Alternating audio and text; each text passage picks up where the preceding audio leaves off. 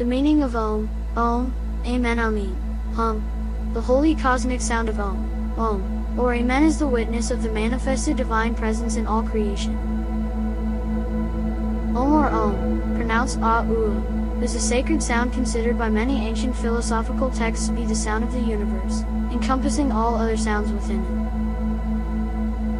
it. In Sanskrit, Aum is called pranava, which means to hum, and is considered an unlimited or eternal sound.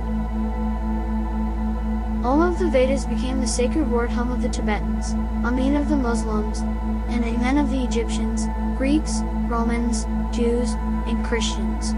The meaning of Amen in Hebrew is sure, faithful. Amen, or Amun, does not have the holy cosmic sound of Aum, witness to the manifested divine presence in all creation.